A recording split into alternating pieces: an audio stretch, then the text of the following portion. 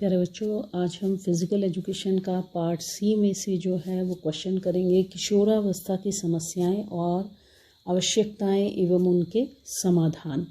तो 12 से 18 वर्ष के बीच की अवस्था को किशोरावस्था कहते हैं, अर्थात युवावस्था और बाल्यावस्था के बीच की अवस्था को किशोरावस्था कहा जाता है।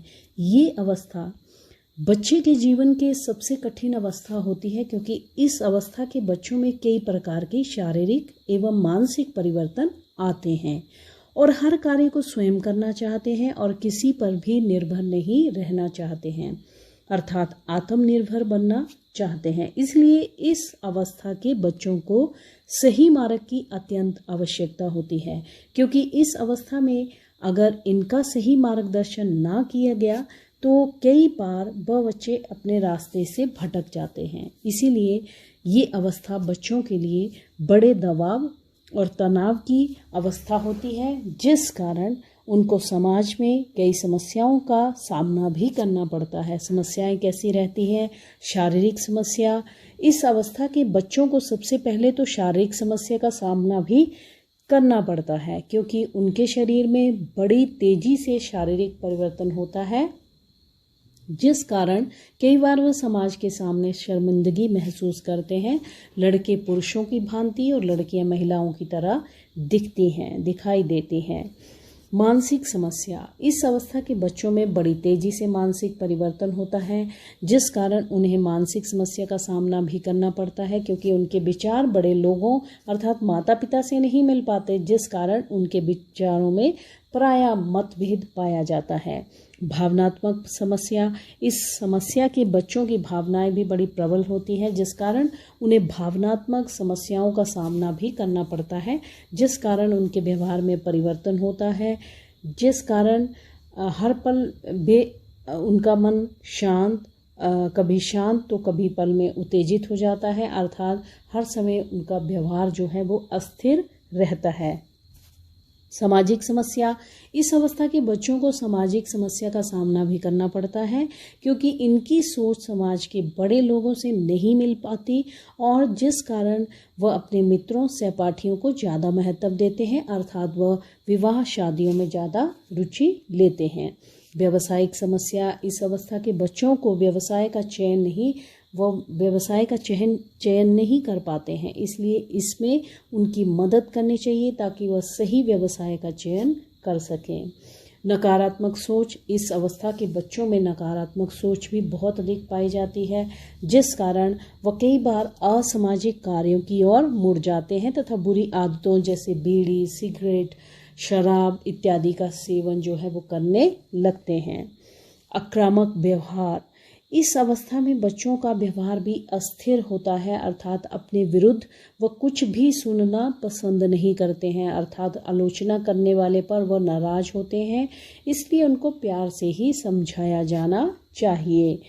आत्मनिर्भरता की समस्या। इस अवस्था के बच्चों में आत्मनिर्भरता की समस्या भी पाई जाती है। वह प्रत्येक कार्य को स्वयं करना चाहते हैं और किसी पर भी निर्भर नहीं रहना चाहते हैं, अर्थात आत्मनिर्भर बनना चाहते हैं। आवश्यकताएं। भौतिक आवश्यकताएं। इस अवस्था के बच्चों में भौतिक आवश्यकता बहुत अधिक प्रबल होती है। वह अपने मित्रों में प्रसिद्धि पाना चाहते हैं और इस करके वे अपने मित्रों से बढ़िया कपड़े, बढ़िया सामान जो है वो प्राप्त करना चाहते हैं। सहपाठियों में प्रसिद्धि। इस अवस्था के बच्चे अपने सहपाठियों में प्रसिद्धि पाना चाहते हैं और नए नए मित्र बनाना चाहते हैं। वह चाहते हैं कि लोग उन्हें पसंद करें तथा उनकी ज़्यादा से ज़्यादा प्रशंसा करें। खेलकूद में प्रसिद्धि। इस अवस्था के बच्चे खेलों में भी प्रसिद्धि पाना चाहते हैं, अर्थात वह अपने मित्रों से आगे निकलना चाहते हैं, अर्थात खेलों में हिस्सा लेकर अपनी योग्यता को दिखाना चाहते हैं। शैक्षणिक प्रसिद्धि। इस अवस्था के बच्चे शैक्षणिक प्रसिद्धि भी पाना चाहते हैं। वह शिक्षा के क्षेत्र में अपने मित्रों से ज़्यादा अंक लेकर पास होना चाहते हैं, इसलिए इनका सही मार्गदर्शन किया जाना चाहिए।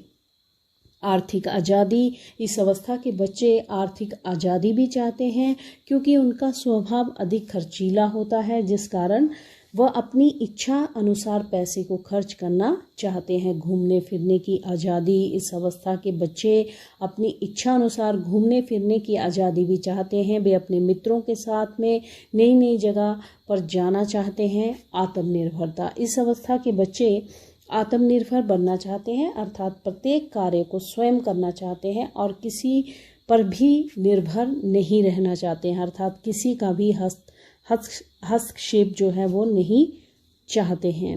समाधान क्या रहेगा?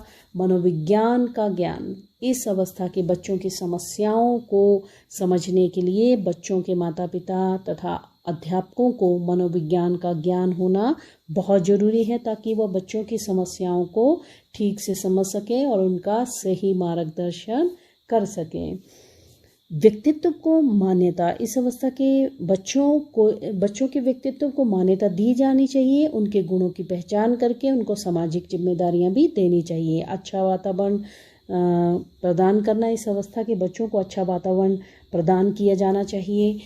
उनके साथ प्यार एवं स्नेहपूर्वक व्यवहार किया जाना चाहिए। हर सुख दुख में उनकी मदद की जानी चाहिए। उचित व्यवहार, इस अवस्था के बच्चों के साथ उचित व्यवहार किया जाना चाहिए, अर्थात इनके साथ प्यार तथा स्नेहपूर्वक व्यवहार किया जाना चाहिए और उनकी भावनाओं को ज़बरदस्ती नहीं दबाया जाना चाहिए। सामाजिक जिम्मेदारियां, इस अवस्था के बच्चों को ज़्यादा से ज़्यादा सामाजिक जिम्मेदारियां दी जानी चाहिए, इसलिए विवाह शादियां इत्यादि में भी उन्हें ज़्यादा से ज़्यादा जिम्मेदारियां दी जानी चाहिए।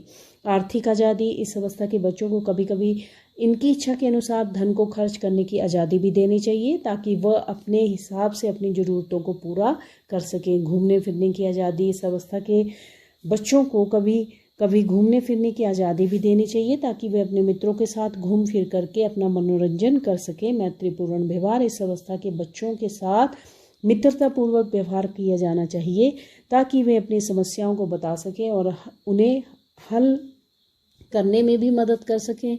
सही यौन शिक्षा, इस अवस्था के बच्चों को यौन प्रबलता को देखते हुए उनको सही यौन शिक्षा भी देनी चाहिए, ताकि वह गलत रास्ते पर न जा सकें।